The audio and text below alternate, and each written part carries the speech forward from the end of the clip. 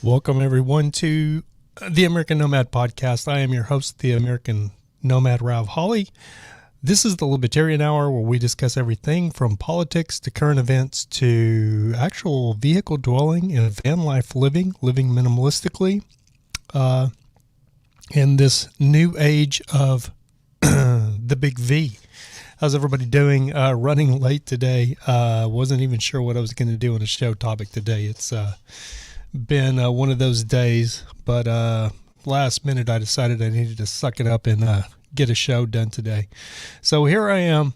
I spent the last hour and a half trying to come up with a good show format of what to talk about, and not a whole lot going on. So as far as major events, I have to say that my last two videos on YouTube we're doing okay. The one that I did, what was over the sky in Virginia, it did better than most of my last podcast. Numbers wise, it was doing better. Now, the one, I did have one really good video, and that's the one with the missing young lady that we still don't know where. I still don't know where she's at.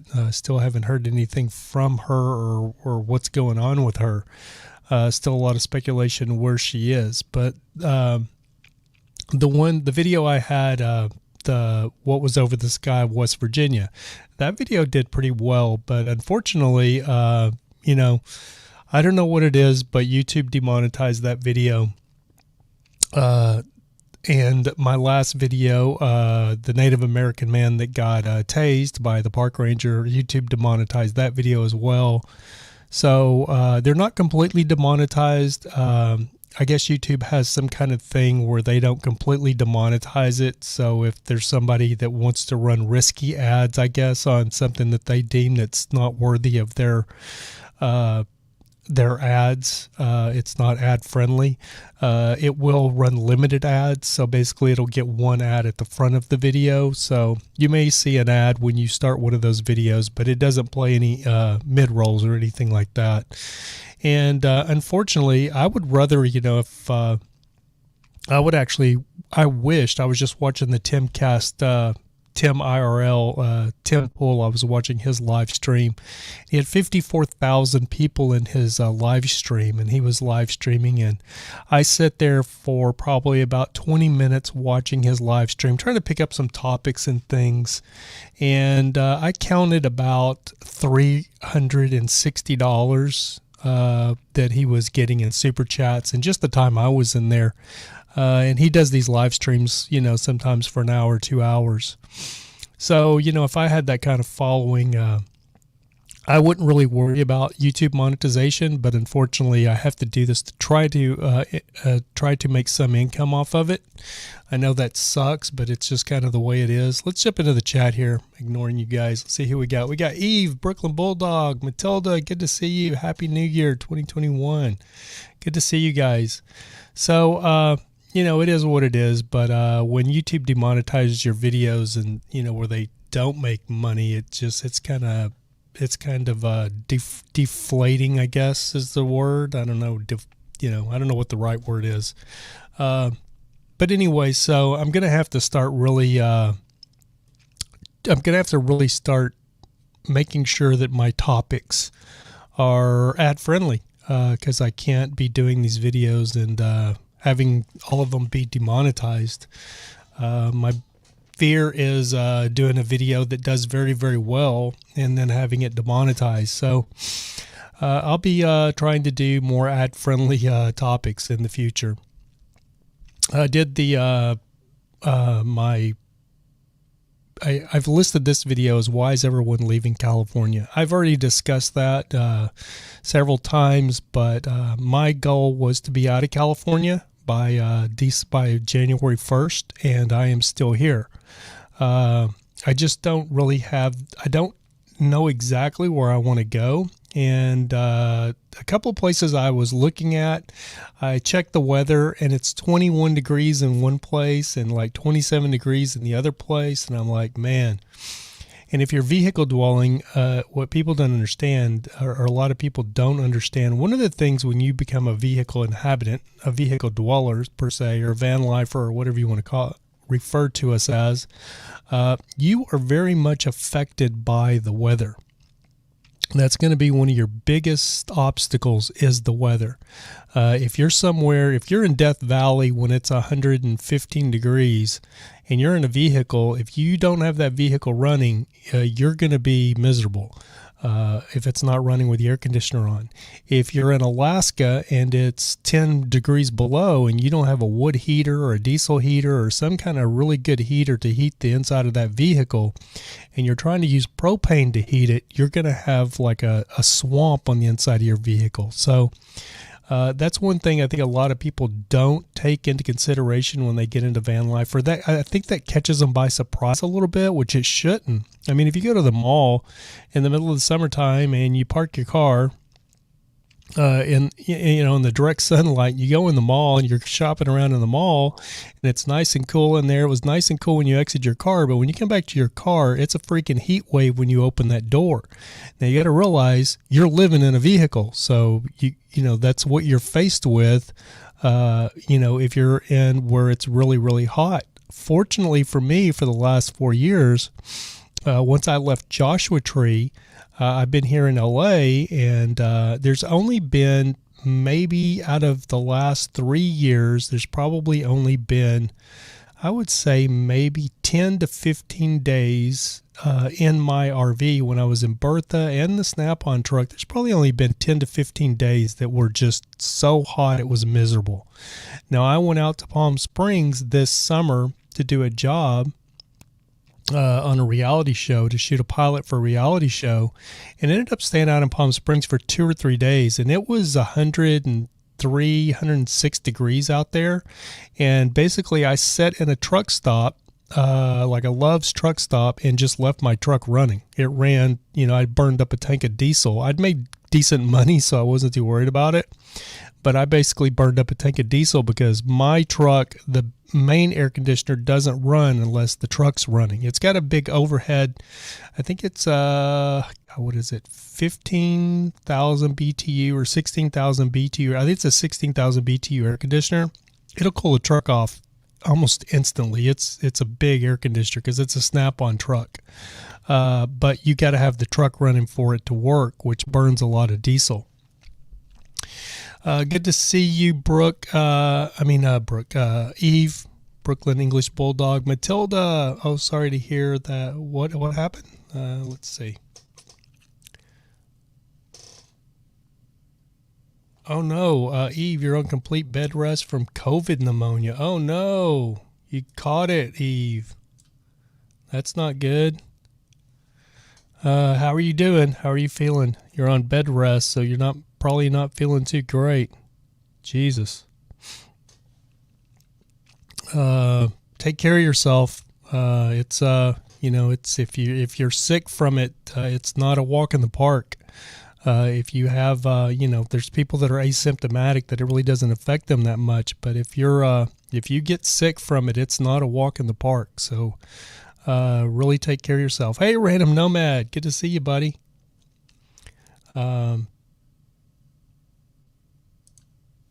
So our friend Eve, Brooklyn, the English Bulldog, it looks like the Big V caught up to her. She says she's on complete bed rest from the V pneumonia. Really sorry to hear that, Eve. I think you still have my phone number, Eve. If you still have my phone number, if you need anything, let me know. You're on complete bed rest. So are you at one of your daughters, or are you hanging out in your van? Because I know you were trying to do the van life thing. So where are you these days? I know you're still here in LA. I'm pretty sure.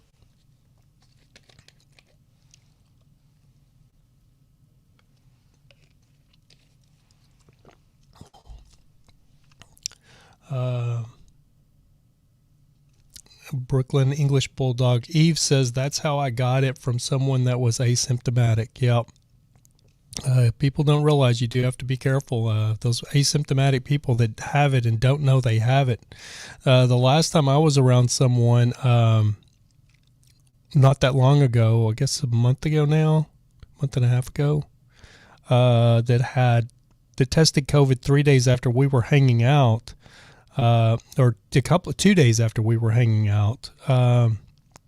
They were asymptomatic. She never got a fever. She never got anything. She just had some body aches, and that's why she decided to get tested, because she was having just some body aches, but she never really got, that was it. She had some body aches for one day, and then she was done.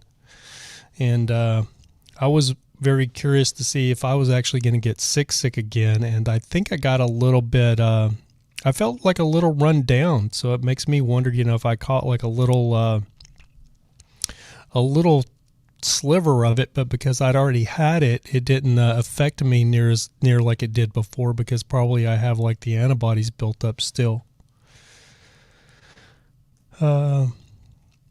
So Eve, where were you at? Were you, I guess, visiting relatives or visiting friends when you caught it? I mean, I don't want to be, trying to get into your business. I just wonder, the thing about it is like I've said this in past podcasts. I mean, everybody's eventually probably going to get it. It is what it is. That's the only way. I think that's the only way we're ever going to get out of it, though, is if pretty much people get it and get it over with. The unfortunate thing, though, with that is, like my buddy Jerry, guy's 39 years old. He was 39. I didn't realize, I was thinking, God, I'd known Jerry since he was just a kid, so I didn't realize he was 39. But he was actually 39 years old, but it killed him in 4 days. He was gone in 4 days. He caught it, tested positive on the 21st. And he passed away on, I guess, 5 days. He passed away on the 26th. So 5 days. And so evidently they talk about this new strain, and evidently it's pretty rough. But anyway, I wanted to jump in really quick about this whole YouTube thing, because what a lot of you don't know is I had pretty much promised myself that this was going to be my last year with trying the YouTube thing.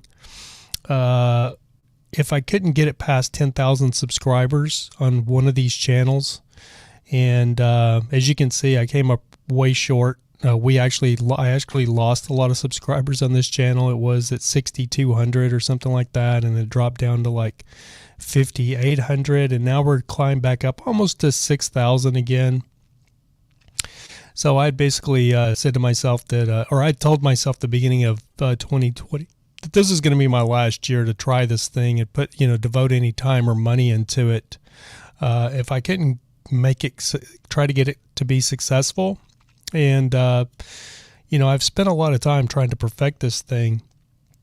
So that's why I decided right at the end of the year to go ahead and pay for this StreamYard and try to really work to make a push for the end of the year.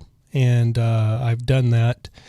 And it's still pretty much the same results, but I have to take into consideration, I had to have a come to Jesus moment with myself. I have to take into consideration that I missed like 3 months because when I lost my other office, I wasn't podcasting for 3 months until I could get into this office. So I had to take a long break or a long hiatus while I got moved out of my old office into this new place once I lost my job.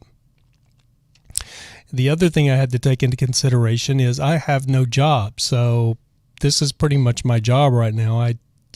My whole deal was, if I couldn't make this thing work, then I needed to quit doing it and get a job and focus my attention on a job instead of trying to do this YouTube thing. But I've actually learned a few things. I've really been studying YouTube. I took the whole new year and really have been studying YouTube. I found some new information that I didn't know about the algorithm and stuff. So I'm kind of excited about maybe being able to make a push at this thing and get it going again. What I will say is there's a possibility that I may cut these live streams back from 3 a week to just 1 a week. I may just do the live stream on a Wednesday and put out other videos on Monday and Friday. I need to get back to doing some short form videos because people don't really watch these long videos, these long form videos. If it's an hour long, people look at it and they go, oh, that's too long. I can look at the analytics and see this. And until I had the one video that did very well, it's gotten over 5,000 views now. Until I had that video, my old channel, Nomad News, was actually doing better this month than this channel, which I've been putting out videos 3 times a week for quite some time. The Tiffany Dover video kind of did very well and took off. And if every one of my videos would be a Tiffany Dover video, if every one of these podcasts was a Tiffany Dover podcast, I'd be set. I'd be okay with it. But when it gets 200 or 300 or 100 views or 50 views, it's I have to do something else. I have to work to try to make this thing successful. So that's kind of the way I'm looking at it right now. And I was listening to one of the YouTube coaches. I watch all these guys that are YouTube gurus that try to teach you how to have more success at YouTube. And he basically said, like, if you're doing long form content and you don't have a huge audience watching you, then you're spinning your wheels, because nobody's going to watch your rebroadcast or going to watch your video. And so I get it. Let's see. There we go. Let's see. Matilda says in LA County, currently every 15 minutes someone is dying of COVID. Yes, I heard that. Brooklyn Eve says, I did stay in the van for 3 days, unable to move or drive, sheer exhaustion, but after getting so short of breath, they wanted to admit me, but after getting steroid shot and meds, I felt a little better. Matilda says, I think LA County is going to get herd immunity because so many people are getting it. Matilda says, Rav, check your PayPal, send you a super chat. Oh my God, Matilda, thank you so much. That's not what this is about. I'm just trying to give you guys the reality of it. I really appreciate that though, Matilda. Eve says, I was watching a 7-year-old that was asymptomatic and it got a hold of, oh man. Yep. So one of my good friends up in, thank you so much for the $40 super chat, Matilda. I really appreciate it. So one of my good friends that literally lives up in Wyoming, he lives in the middle of nowhere, Wyoming, and he was pretty. He was on the stop fear mongering and stop doing this, and he was on that whole trip back when the V first broke out, and he was really on that. He was on that kick, and it was funny because he was one of the very first people I know that actually ended up getting the big V, and he got it because his daughter. He lives on a ranch in like a log cabin looking house in the middle of Wyoming.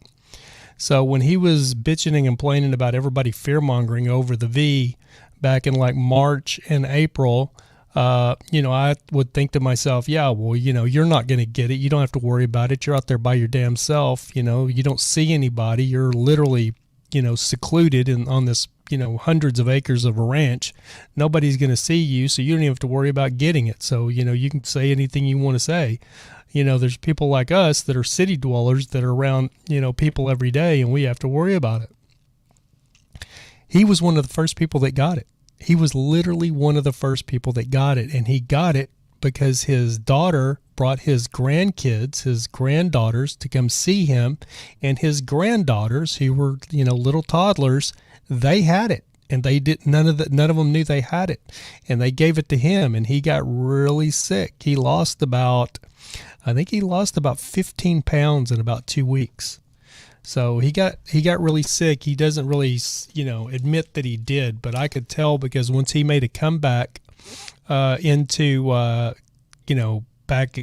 social media on Facebook and stuff, you could see that he had lost a lot of weight. I got to type something in right quick.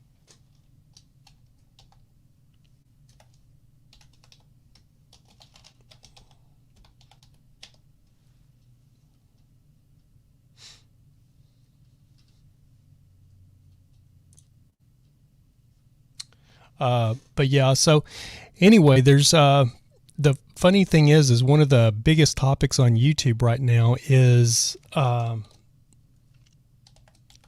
mass exodus of California. Still, that's people making these videos about people exiting California and why, and so I have this new tool that I've had for like 2 or 3 years, and it's called TubeBuddy, and you plug it into your browser and it'll help you with it'll help you with your, basically I used it for the keywords and stuff a little bit, but I just had the free version of it, so it was pretty limited. And I started watching this girl that was trying to teach you how to, do better on YouTube. And that's what she basically said. I use the paid version of TubeBuddy, and since I've done that, my videos have exploded. Because what I learned is when I come up with a title, I've always been just kind of lost searching for a title that was a good title. And you come up with a title and you think, oh, that's a good one. And then you do the video and it doesn't do anything. You're like, huh, that's weird. So ended up signing up for the paid version of TubeBuddy, and it's been kind of eye-opening because I can throw a title in this keyword. They have this keyword judging thing that, and it'll tell, and I'll think I have a great title and I'll throw it in there and it'll rate it poor. So like I'm leaving California didn't rate very well, but it's a play on words. You just keep playing the words, and finally I did why are people leaving California, and that one actually did pretty well. So so that's why we titled the video that, if anybody is wondering. But I was up this all night. I was looking at buses. I've been doing this lately. One reason I wasn't for sure I was going to get this show off the road done today. I actually found a bus that I really am interested in, and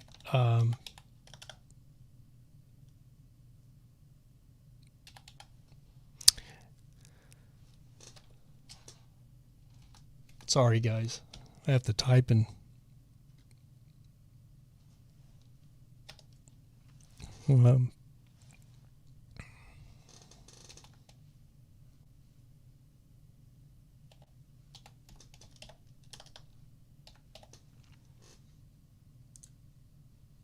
See if I can make this thing work. There we go. I found this bus that I really do like. It is it's exactly what I want, exactly what I've been looking for, the year I've been looking for. And if I could get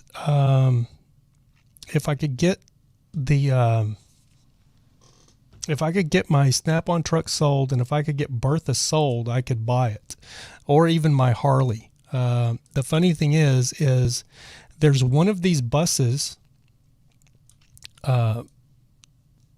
There's one of these buses it's a year newer that's listed right now for $60,000, which is, not even, I can't even consider that. That's so far out of my price range. I'd have to take out a freaking loan, like a mortgage, to be able to afford that. But this other bus, that one's at 89. It's like I said, it's 60,000. It's listed at $60,000. So I'm going to show you this real quick. Let me see if I can bring it up. If you guys will bear with me here, I'm trying to find stuff. Let's see. I have a shrunken screen, so I'm not. There we go.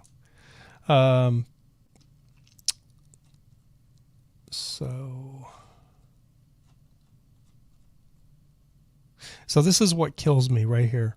So when I took Bertha off the market, which I'm sorry, I'm all over the place today. When I took Bertha off of the market, the reason I really got excited about putting Bertha on the market to sell Bertha is because I think Bertha's a beautiful rig, but maybe I'm just biased because I own it. But I do think it's a beautiful rig, and it worked for me perfect for a couple of years until I outgrew it and wanted more space. But anybody looking for a rig that's small that they can park at a parking meter, you can park it at a parking meter, you know, in the city. I parked it right across from the state capitol in Austin at a parking meter. It's 24 foot long. It's exactly from one parking meter to another parking meter. So it's perfect. And it's bigger than a regular B-class van. But I had saw, when I got really big hopes about selling Bertha, I had saw an old Ford B-class van that was like a 72, and it was not nice. It had that old brown shag carpet on the inside of it. It was like a chocolate brown cover with like a tan high top. You know, there was nothing, what's the word, extravagant about it. It was very dated. I mean, very, very, very, very dated. And it went for $12,500. It sold like immediately for $12,500. And I'm thinking, damn, and it, you know, it was a B class. It was a regular B class. But, you know, and it was a Ford, so I guess maybe somebody that's really into a Ford instead of Dodge. I guess people are maybe more leery of Dodges. I don't know.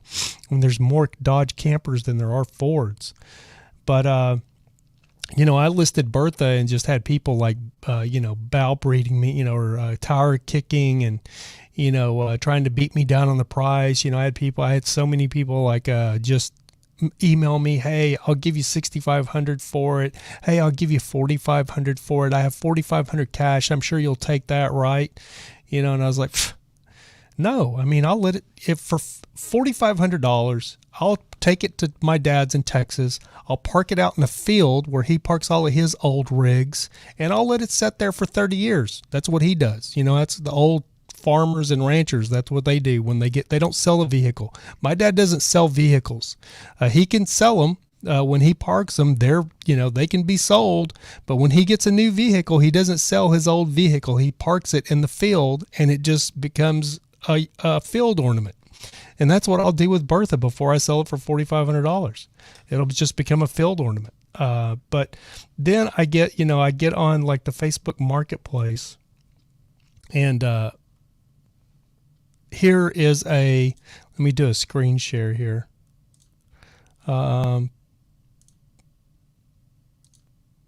Here is, I messed up. Let me try this again. Here is well,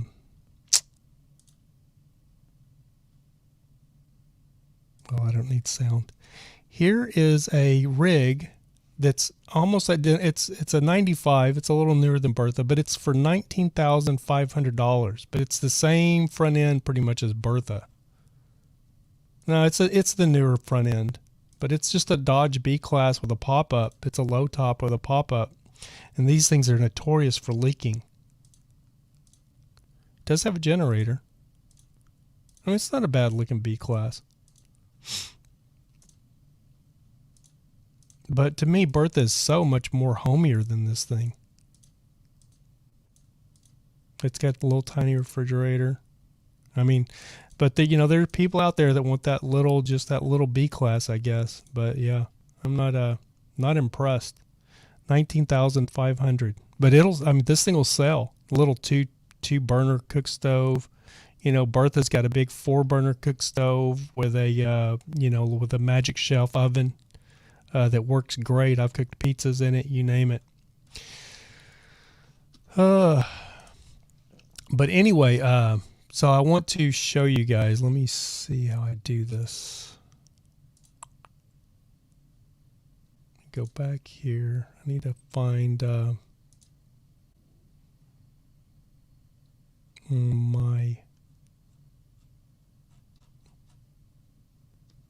there we go. So I want to show you guys this. This is the coach. This is the kind of coach I want. And this is a 1989 Bluebird Wonderlodge, and it is listed for $60,000. As you can see, you can't really. I don't know how I can make these pictures bigger. See if I can do it. There we go. So It's listed for 60 grand. It's, the inside it's a 89, but it's, it's pretty nice. It's big, but it's, like I said, it's freaking, I like the shower a lot. It's 60 freaking grand. So that's the front of it. How do I get the freaking pictures over to the, try this. There we go. So there's the bedroom. I don't like the mauve pink on this thing, but this is the rig. So this is a 40-foot Bluebird, and 40 foot, I wanted like a 35 foot. I didn't really want the 40 foot with the dualies, because these tires are like $500 a piece, if you can find them for $500 a piece. So this rig's got 8 tires on it. So $500 a piece, I mean, that's a hell of a lot of money in tires to replace them all. So, in these rigs, they're expensive. It's a bus. So when things break, it's expensive. So I take that into consideration when, we are living on the budget I'm living on. But if I got something like this, I could get it to, like, I'm thinking like I could get to Texas and I could, just pull it into an RV park. And at a long-term RV park, there's lots of them in Texas that are $250, $300, $350 a month. So I found this one. This one is actually in Texas, and it was owned by a gentleman who was restoring it and working on it.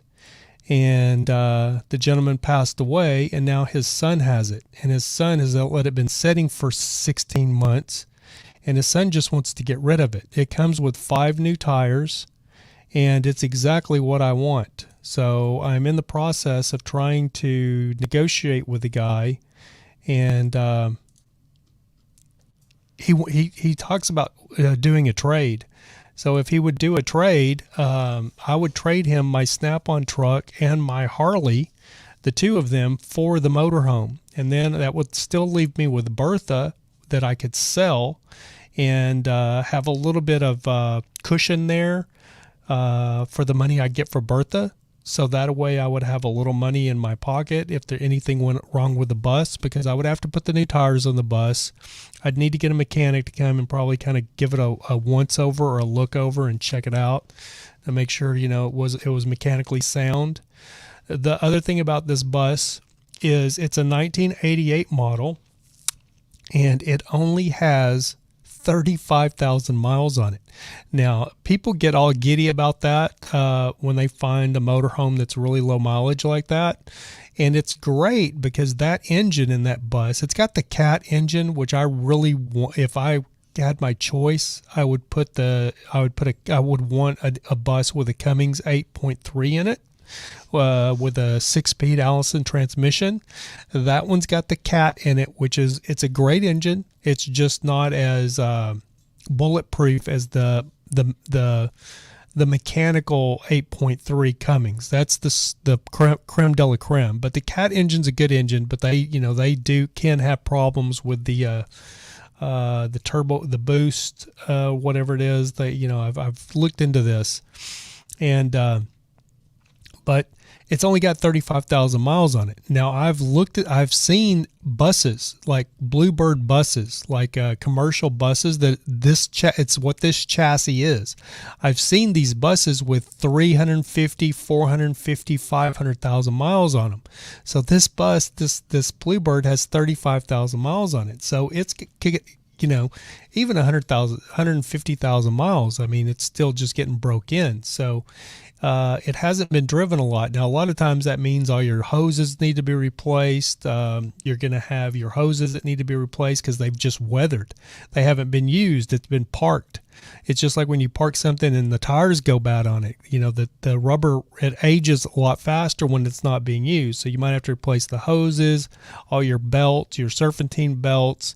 And you may have a lot of weak things like gaskets and things like that have dried up from its setting. You may have a lot of leaks, and those things will have to be gone through and replaced doing periodic maintenance. So I understand that when you have an RV that's setting, you could be opening up a can of worms, is what I'm saying.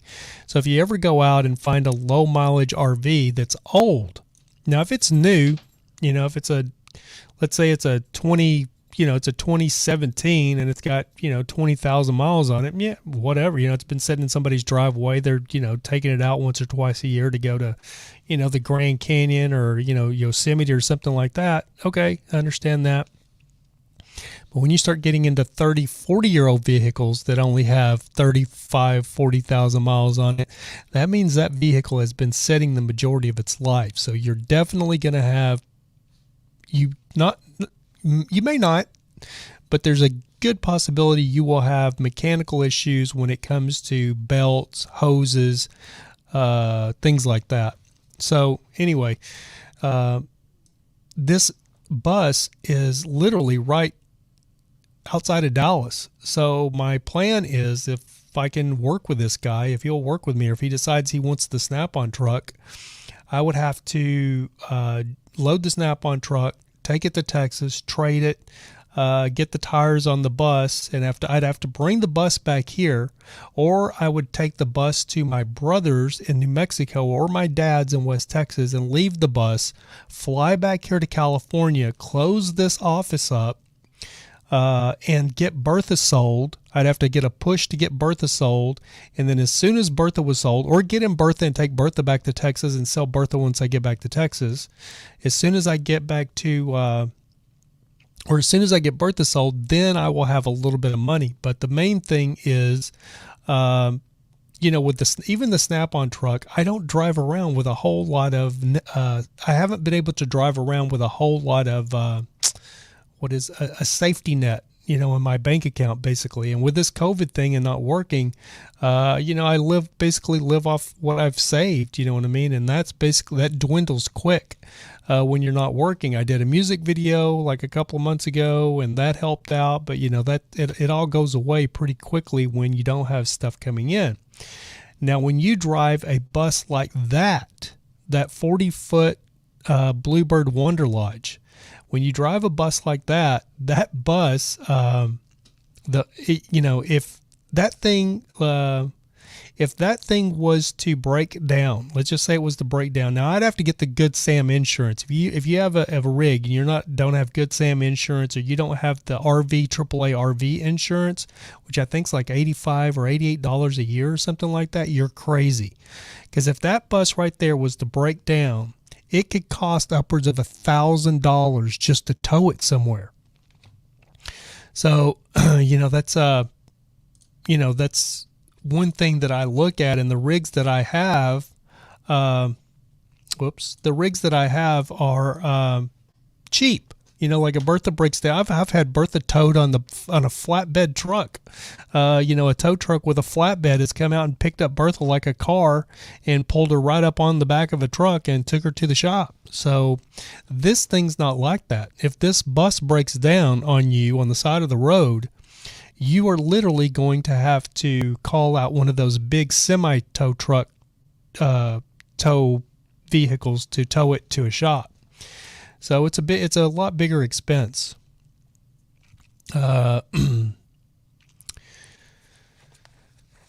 Matilda's, let's get back in the comments here, see what you guys are saying.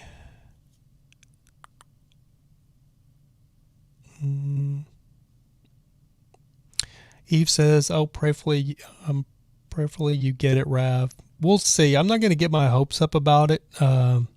There's always other rigs, but I just think it's funny that this is the exact rig I had in my head. Now, I was not looking for the 40-foot. I was more into, there's like a 36-foot version that doesn't have the tandem axle or the drag axle on the back. The drag axle means it has dual wheels in the back. There's the two front wheels in the front, your steer wheels, and then there's two dualies. Like Bertha has dualies in the back, but it's just one set of tires. So there's 4 tires in the back, two on each side, and then there's 2 drive steer tires. So you have all of 5 tires on Bertha. This big rig has a drag axle, what's called a drag axle. So when you're on the freeway, you can drop that, like a Provost. I don't know about this Bluebird. I don't think this Bluebird is this way. But like on a Provost that has a drag axle, a lot of times you'll see the drag axle only has 1 tire on each side instead of the dualies.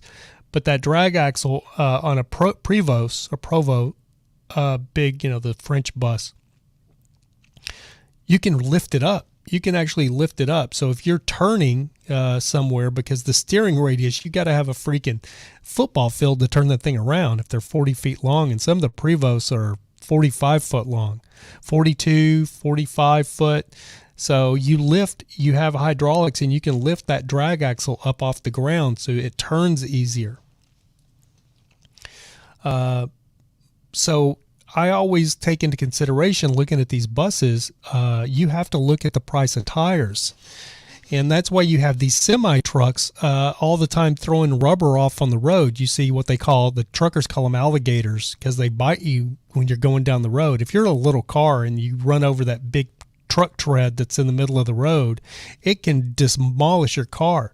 But the reason you see those big alligators is what they call them, the truck tread, the tread that's been thrown off of a truck tire. The reason those are so prevalent in the road is because truckers buy used tires. They buy retreads that they put on their trailers. On the truck, the truck, they actually put, good tires. But on the trailers that they're dragging, a lot of times they'll put retreads. A lot of times they're back tires. They'll put retreads on the back tires, on the truck itself as well. And they're notorious for coming apart. Let's see. Random Nomad says, and shop expense on the bus is a lot more compared to Bertha. Yes, exactly. Now, there is a guy, I'll show you this guy's, if I can find it. There is a guy in Florida that I actually am following him on Instagram now. And he's got a YouTube channel. Let's see. Where is he at? Let's see. How would I find that? But he has a little YouTube channel just starting out. And it's crazy because he's a mechanic. He's a mobile mechanic, and he specializes in this bus. There is a video of him finding the exact type of bus that that I have here, exact model and everything. Let's see if I can find the video here. I've been watching so many of these Wonderlodge videos. But anyway, what I'm kind of hinting at is, with Bertha, with a rig like Bertha, you can have Bertha and basically, live on a shoestring budget. You don't have to have a lot of money in the bank for a rig like Bertha. Even if she goes in the shop, it shouldn't cost you like an arm and a leg. I had some pretty significant repairs I had to do. The fan came apart on Bertha and went through the radiator, and I had to put Bertha in the shop, and the repair bill was like $500. And then I had some other things done, and I spent like $500, which, this bus, that could be $2,000 or $3,000. I don't know where in the heck that video went. Probably scrolling right by it. Let me put,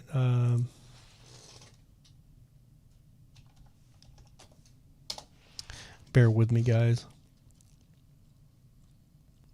Here it is.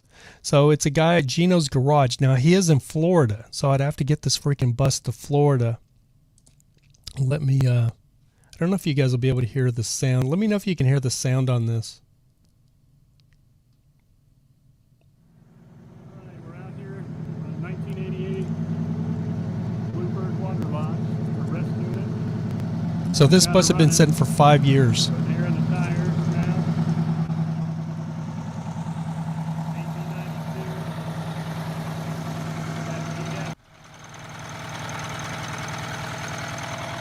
It's the exact same bus that I'm looking at. It's an 88. Now, this isn't the bus, though. This is a different bus. This bus was found in Florida. This is what it looks like. In Orlando. As found. And it had been sitting in an RV park for 5 years. I guess somebody was living in it in an RV park. Inside's real clean.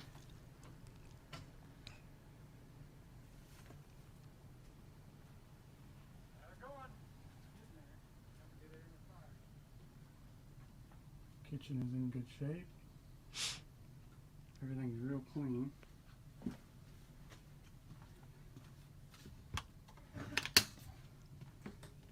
Bathroom. It's got a midship bath. Shower. Got the power off right now, so I don't have any lights. So. And then Thanks for letting me know, Random Nomad. bed.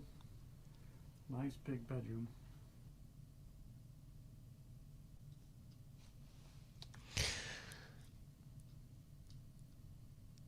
So my whole deal is, I'm trying to look at the trying to look at the long term here. I could, with a bus like that, I've never been a fan of RV parks. That's never been, my whole thing. But my deal now is with the COVID and everything that's going on, that I wouldn't mind having a big RV like that and just being in an RV park that's $250, $300 a month. Living, to me, that's living in luxury. Getting rid of the expense of this studio or this office, which is costing me, $400 a month, and then I have a storage right down the street that's another $150 a month. So for, God, what is that? $550 a month. I could be living in that bus in an RV park, and the bus that I'm looking at, the front, there's a couch on one side, and the guy that had it actually built a desk on the other side of it. You guys didn't get to see that picture. I didn't show it to you, but it's already got like a desk. Now I would take what he did and do it a little differently, but he's already did the bones are there. So it would be very easy for me to reconfigure that desk area the way I want it. So I could have my whole podcast space in the bus, if that makes sense. And if I'm plugged up to electricity, I can have my lights. I can have everything that I have right here in the bus, if that makes sense. And then I could do my podcast and do my YouTubing and everything from the bus, and have something that's, that's mine. But anyway,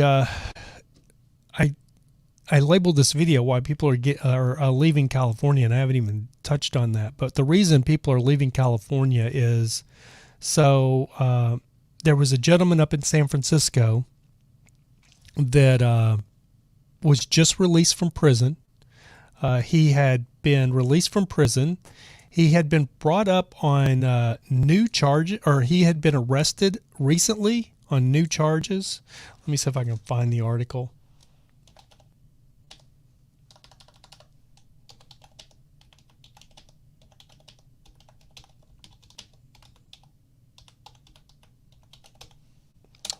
So this, here we go. So this gentleman had just been released from prison, and they released him from prison because of the COVID thing, which is what they do.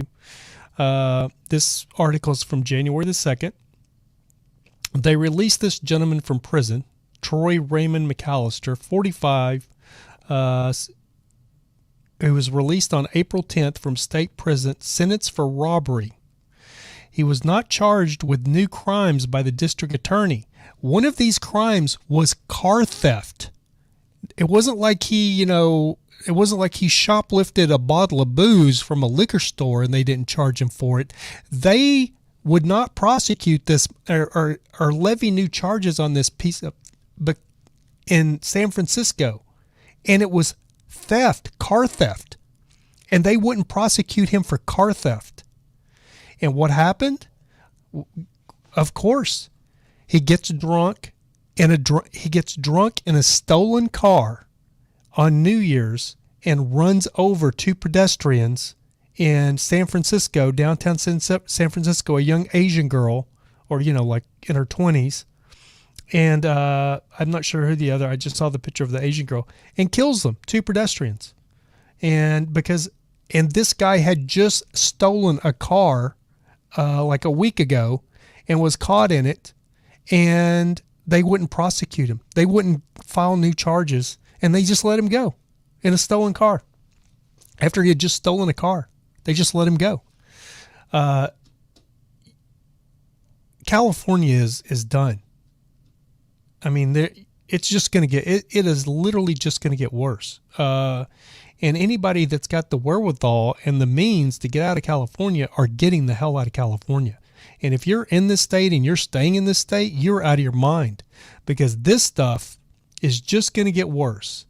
They're releasing people here in Los Angeles like crazy, prisoners being left, being released, and they're suing to be released, and they're releasing from jail.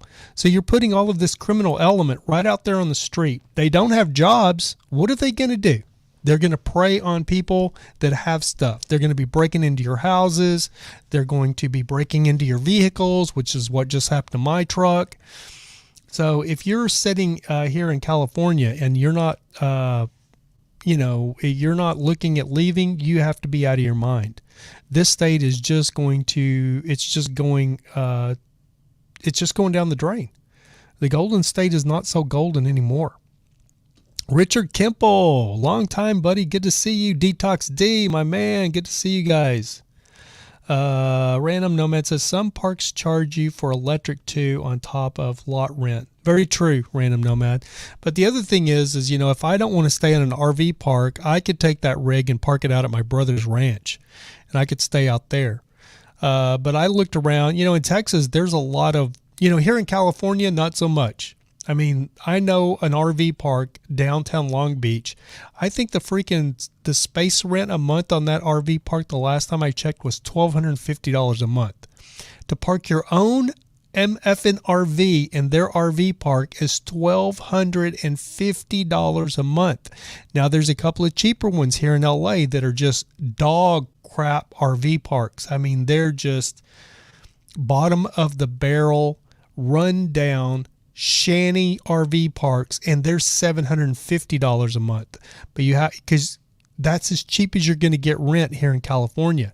So you have a lot of people that are barely scraping by that are living in that RV, those type of RV parks. So you have a very poor element of people, but it's $750 a month. But I know there's parks out in, there's even a park in Bakersfield. I stayed at, it's called Bear Creek. I actually did a video. It's on this channel, or it's on my other channel. When I stayed there, it was $25 a night. I mean, that's what you're talking about. And it was free electric, free internet, free washroom, free, even had a free laundry room. The laundry room was free. It didn't have the coin machine. You didn't have to put quarters in the machine to use their washing machine and their dryer. They had a free dryer and washing machine in the laundry room, and a shower, big shower. So, I think I'm actually, I'm just trying to figure out logistics. Like, what am I going to do? I need to get the hell out of California. So that's kind of, that's kind of what I'm looking at right now. Random Nomad says, so much for me to go out there to visit Cali. True, and get a good generator and be awesome off grid. Exactly. So one reason I look at these Wonder Lodges, Random Nomad, is because does everybody know who Chris Penn is? Do you guys know who Chris Penn is with the off-grid schoolie? Let me see if I can bring him up for you guys.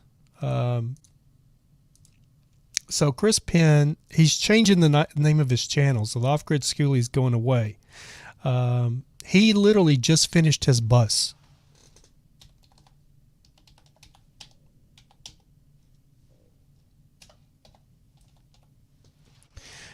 He just finished his bus, and he bought a school bus. So now the old channel Off-Grid Schoolie is now going to be called Zeppelin Travels, because he started out in a B-Class Dodge camper van, a lot like Bertha.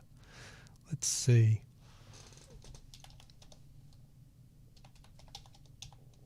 Let me see if I can bring this up.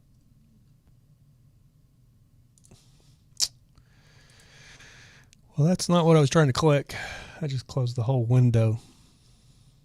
Let's see. But anyway, Chris Penn, I've been watching his YouTube channel for years.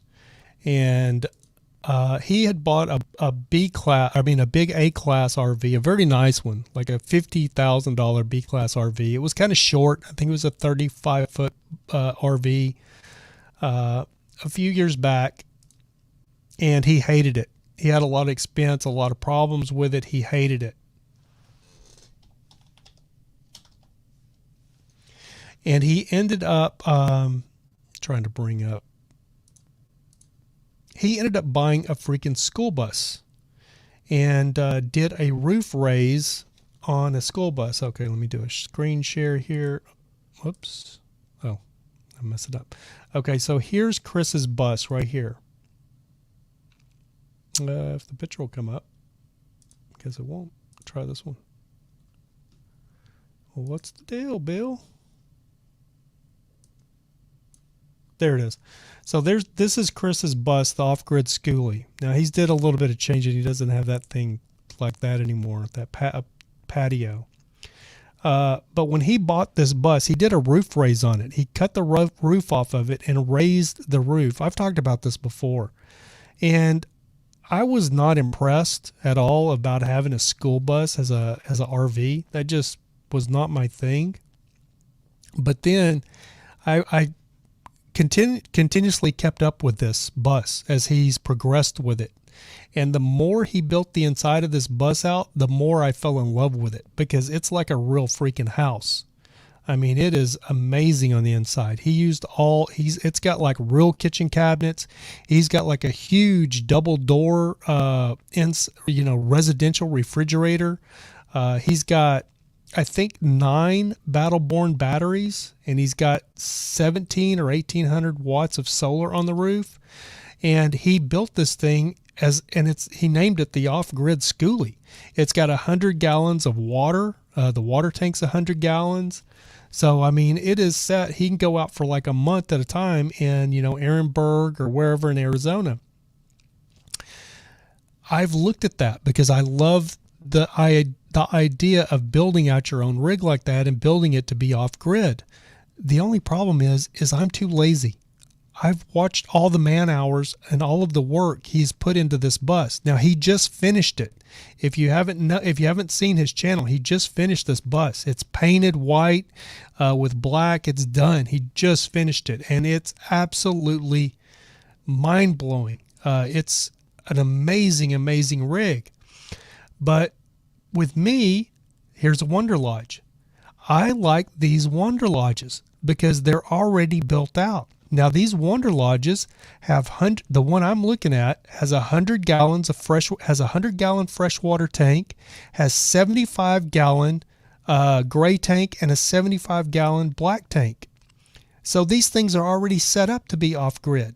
And these things, when they were built as, they were the Rolls-Royce of motorhomes. There's the kind that I'm looking at right there. This is a little older one. I think this is like a 85 or 86, and I'm looking at a 88. But these things, they even have like a musical horn. I don't know if you guys know this. Like, you can program in songs. Like, a lot of them will play like On the Road Again. It's like this little musical horn. These Wonderlodges, I'm in love with them. Like this one right here. These are the older ones. I actually like this year model, but I don't like the inside, because the inside, it's usually like this mauve or orange or that dated, this is like a 85. And if you get up to like a 88, which is like the one I'm looking at, the insides are not so, a lot of times they are pink or whatever, but they look a little bit more modern. And I like the arrangement better than these. This is 83, says it right there in the window. But if you look at an 88, so these horns up here they're musical horns, which is, it's crazy. Like, you can just drive down the road like a freaking ice cream truck and, or drive through the RV park. There's a video on YouTube where there's 2 Wonderlodges following each other. It's just like this one, as a matter of fact. And they're playing their musical horns. Let's see if I can find that video. Let's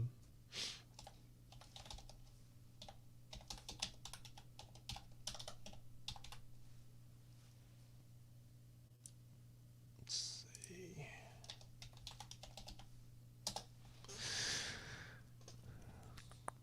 It's so funny because I find these videos and then I go back and think I can just look them right up again and forget about it. Yeah, it's not, I don't see it. Here's one going down the road. Here's a 84. Oh, this has got music in the video. Oh, they turned it off.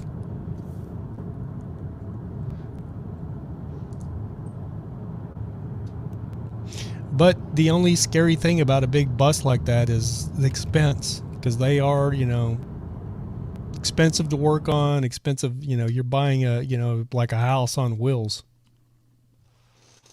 But I think maybe I'm ready for that commitment. A big Class A. Yeah. You know, I never thought I would be a guy that would ever, I was never that guy. I was never a fan of big A-class motorhomes. I just thought they looked like, you know, big whales going down the road, you know, like I'd see people, you know, I'd see older people driving them and stuff and go, you couldn't give me that thing. You couldn't give it to me. But when you are vehicle dwelling on a regular basis, over a longer period of time, I'm not going to lie to you, you start longing for that extra space, or I have anyway. And what I want is, like, Chris built this off-grid schoolie. Chris built this off-grid schoolie to be, you know, like his, you know, he's looking at it as a 10-year thing, maybe longer. And then when he sells it, he's going to get a nice little chunk of change. And so that's kind of what I'm looking at. Richard Kemple said, wood, fire, stove, heater, etc. It really is a beautiful thing, but it has taken him years. Yeah, you've seen it, Richard. Yeah, it took him 3 years. And I bet you he's just in the solar system. I can tell you this, just in the solar system, he's probably got $15,000 to $20,000. I would say 20 grand just in the solar system. 9 Battleborn batteries. Now he's a Battleborn distributor or whatever, so they probably gave him them batteries at cost. So unlike us poor people, or, you know, us people are us fledgling YouTubers who don't, you know, get these, you know, endorsements by these battery companies and stuff, he probably got the batteries, you know, for us it'd be $1,000 a piece. They're like $998 or $889 a piece for those Battleborns. He probably got them for cost, so but he still got 9 of them. 9 Battleborn batteries. Then he's got 1,700 watts of solar panels. Then he's got the high-end inverters and all of that stuff, which is it's the Australian. I can't think of the name of it. It's that funny blue. But, you know, he's got a lot of money in that bus. But it's a house. I mean, the thing is a house. It's a rolling house.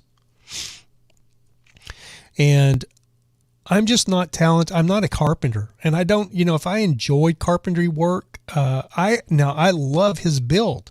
I think that's the way to go. If you're good at carpentry, now I can do carpentry. I'm just too lazy to do it.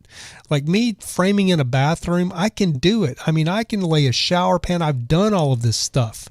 The problem is Chris Penn is probably 35, maybe 36 now, 37, you know, I don't know how old he is. He's somewhere in those 30s, I would imagine. I'm not, you know, I'm 50s. So when you're in your 50s, I did that kind of stuff when I was 20s and 30s. I don't want to do it anymore. It's weird how that works that way. Now, there are people my age that still do it, because Wes, with Transcendence Existence, I think Wes is a little older than Chris. He may be in his 40s. But me in my 50s, I just don't see myself building out a rig. Now, I've looked at a couple. There's a Bluebird right here by me that's like $7,500, but it's completely been stripped. It has nothing on the inside. It is an empty shell on the inside. And it's really in my price range. I could sell the Snap-on truck probably and go buy the Bluebird. It's a little older model, but I would have to build that thing out entirely myself. So I'm to the point of looking, and if I get like an older Bluebird, like an 82 or 83, like I said, the interior is so dated, I'm not happy. I wouldn't be happy with that interior. But if I can get up into like an 88, then I like the interiors in the 88. Does that make sense? Am I making any sense here? Am I just talking to myself? Let's see. Let's jump back in the room. We're going to end this thing. We just had an hour. We're an hour and 5 minutes. Richard Kemple says, but he'll never have to pay for electricity ever again. Exactly. And, he can go out to Arizona, park that thing, and, live in that thing continuously for months at a time. I mean, it's a rolling house. He's got a split system on it. He's got a split system air conditioner that works off the solar. I mean, he did that rig right. And my thoughts are, if I could find the right Wonderlodge, I would have the same bones that Chris built his rig out. Because, the Wonderlodges use all real wood. There's none of that laminate wood or, none of that those flimsy walls. Like, you walk into like even a really nice RV, a nice, Winnebago RV. You walk in and you close the bathroom door and the whole goddamn wall shakes because it's made out of that little thin, 1/8-inch cardboard or whatever it is. It's just little laminate board. It's not even real walls. I mean, you could just literally push your hand through it. The Bluebird Wonderlodge is not built like that. They are built, they are built like tanks. And anybody that knows anything about them will tell you that. They were built with real wood. I wanted you guys to hear the musical horns.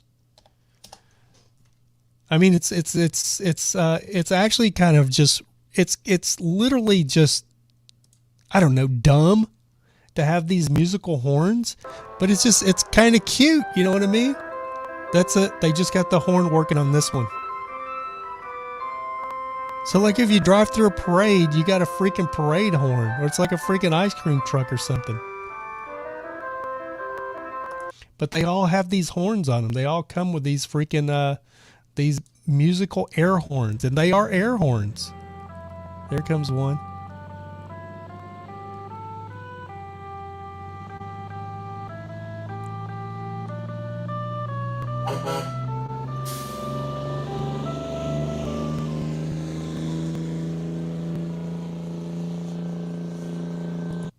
And so if you do have a Bluebird, it is a big deal that your horn works. There's Bluebird owners groups, and they even have like a big meetup like at these RV parks a couple of times a year or whatever. And it's a big deal if your horn doesn't work. They want to get the other Bluebird owners want to help you get your horn working. It's kind of funny. Here's an 84. I've seen this video. This is a nice one. I just think it would be good bones. I mean, that's exactly like the one I'm looking at, but the one I'm looking at is 4 years newer. This is an 84. This is the little older front end. But anyway, it's just kind of what I'm, I talk a big game, but I mean, I don't know what'll happen, but I'm just, it's kind of what I've been throwing around. This guy, Inspire with Words, he's kind of a hippie dude. Everyone, and he has a Wonderlodge. Good afternoon. Just want to give you he's kind of a van lifer. Bus is about 99% done, looking pretty trippy and psychedelic. He kind of built his out like a hippie on the inside, though, kind of redone it, which I'm not a big fan of. But hey, different strokes for different folks. Anyway, guys, we still have 8 people in the room, but that's gonna do it. Richard, thank you, buddy. Yeah, we're wrapping it up here. I appreciate it. Got to go. Good night, Rav. Thank you, buddy, for dropping in, Richard. It was really good to see you. Eve says you would need to like what it looks like to feel good about it. You would need to like what it looks like. Yes, exactly, Eve. My whole deal is if I got like an 84, like let's say like an anywhere of the early 80s, like 82, 83, 84, 85, 86. If I got one of those, the interior, I'm not a big fan of that. Those interiors are very dated looking. Like Bertha's an 82, but the interior looks amazing in Bertha. But those Wonderlodges, they have like that funny looking mauve pink, like the sink and stuff. The bathrooms the toilet will be pink. Or that real light blue, that funny old light blue from like the 70s and 80s that was so popular back then. So I'm not a big fan of those interiors. So then I would want to strip it out and probably build it myself. But like if I got like an 88, if I could get like an 88 on upwards, which you can't because they're so expensive. Like an 88, you know, they're $60,000, $70,000. But if like I found this one that's like a gem, if you can find one and get it and snatch it up, you've done something. Yeah, the 80s colors, man. I don't know what they were thinking. And we all thought those looked good in the 80s. That freaking, you know, like even in the 70s, if you think back to the 70s, like I remember like when my parents went appliance shopping to buy new appliances for the house that we had renovated. And my mother's choices were like this mustard gold, olive green, red, like this deep red, and I think black, and then white. And that was the appliance colors. And like, who would, I don't even know what people were thinking back then. You know, I see these newer RVs like the new Prevost or Provost. Am I pronouncing it Provo or whatever they're called? You know, like my uncle had one, and I see them like with these new lighter interiors, like with that wood laminate floor, but it's like that light gray, and then like black furniture and, you know, white walls. And I'm like, oh my God, it looks so good.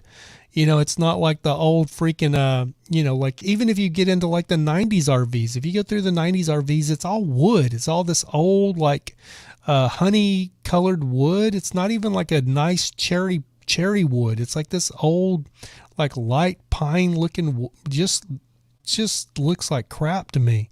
Like a Winnebago, all of these like 95, even to 2002, 2005 RVs, it's got all this old wood looking stuff. I hate it. Trav, man, you are something else, dude. You donate to this show like damn near every time I have one. Thank you, Trav. I really appreciate that. We're getting ready to wrap it up, so I'm just going to drop you on there with Matilda.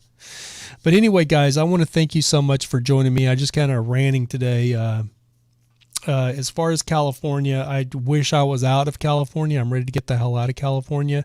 I don't see a lot of work for me coming up, but I'm going to be producing some regular videos. If you didn't catch the first of this video, I was kind of complaining about YouTube demonetizing my last two videos. Even the one with the you know, I said, what is the object over the sky in West Virginia? They demonetized that one. So I've got to be really careful like what I titled these videos so it doesn't offend the gods at YouTube, so they take all the money making opportunity away from my videos. Now, fortunately, this video here made $43, but it's because of Matilda and Travman. But the problem is it shouldn't have to be you guys. You guys shouldn't have to be supporting this show, giving me money. I should be able, if I put the work into it, YouTube should let me make the money from YouTube, but they won't do it.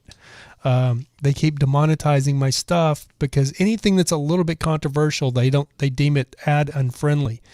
So I've been studying their algorithms, and I'm going to be, you know, coming up with more vanilla, which isn't as eye-catching, you know, but it's that's what I guess they're trying to curtail, is they don't want you putting out clickbait titles. So I understand that. So I'm understanding their algorithm a little bit more and how you can label your videos so they're not controversial and still get a bunch of you know, views on it. So, but I'm probably I may end up cutting this show back, the live show, to only one a week on Wednesday, and I may put out regular produced videos on Monday and Friday. But we'll see. Nothing's in stone yet. I'm just twirling this stuff around in my head. I also want to say that my plan was to have a new video for Nomad News on the 1st, and it's already the 4th.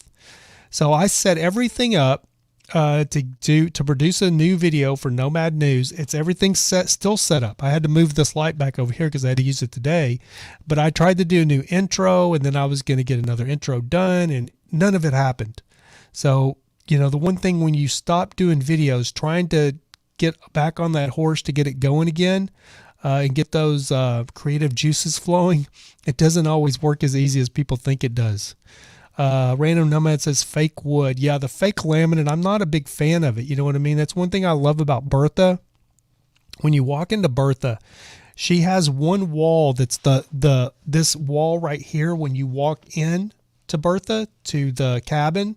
This wall right here to the right of you, that is a fake wood laminate wall, and it's very flimsy, and there's nothing to it. It's just a divider wall. It doesn't even, there's no door or anything. It's just a divider wall. That's the only fake. And then I guess the bathroom walls where the door slides to the bathroom, I guess I can't remember, but all of the other wood in Bertha is teak, like a sailboat. Like all of the trim, like even the paper towel holder, the spice rack, it's all teak wood. Everything in Bertha, all of the wood rail that goes around the upper bed part for the over the cab, it's all teak wood. Which it's real wood, you know what I mean? When I look at a rig, I like real wood, even though it's heavier. I like real wood. All right, guys, we're going to wrap this thing up. We're 15 minutes after. Peace and positive vibes, Random Nomad. Matilda, thank you so much for the $40 freaking super chat. You are a freaking superstar. And Trav, man, you are as well. I really appreciate it, guys. If you didn't hear... see, Eve says, what about your other channel? What days are you going to upload there? So, Eve, I'm going to be trying to do Nomad News a lot more frequently. So, probably, I will probably be even doing Nomad News videos, even when I'm doing the live show. I'll be putting Nomad News videos up. They'll go up in the morning, and then you'll see the live show at night. So, I don't know exactly what days yet, Eve. I'm still trying to iron it out. But, oh my gosh, Eve hit me with this $4 super sticker too. Thank you guys so much. I really appreciate it. And for you guys that may have gotten in here late, our good friend Eve, a Brooklyn English Bulldog, she has the COVID right now. So let's let's all keep her in our thoughts and prayers, and make sure, I think you still have my number. Do you still have my phone number, Eve? If you need anything, please let me know. I think you're here in Orange County with me. I'm in Fullerton, so if there's anything I can do for you, I've already had the V, so I'm not too worried about catching it again. So if there's anything that you need, I know when I was sick with the COVID, I didn't have anybody. My boss, Serena, had flown to Indiana to be with her parents because they both had, or her dad had the V and was in intensive care, so I didn't have anybody. So I couldn't even go out to get me something to eat. So I went like a week without even eating because I didn't have, I had like some ramen noodles and stuff, but I was too blown to get up and make that kind of stuff. So if you need anything, Brooklyn Eve, be sure to reach out to me. You can actually email me at ravholly@gmail.com as well, if you don't have my number, but I think you have my number. Or just send me a DM on Facebook or Instagram. I'm coming up on my last days of being banned for 30 days on Instagram, and that's going to be one of my new videos. So there's going to be new videos coming here, guys, that are not the live stream, just so you guys know. I'm going to be producing, I have to do some short form videos because people don't watch these long form videos. Only the people that are a fan of the show watch them. So I'm going to be doing some short form videos with topics on this channel that aren't just the live stream, if you guys didn't catch that earlier. We still have 8 people in the room. I want to thank you guys so much for joining us.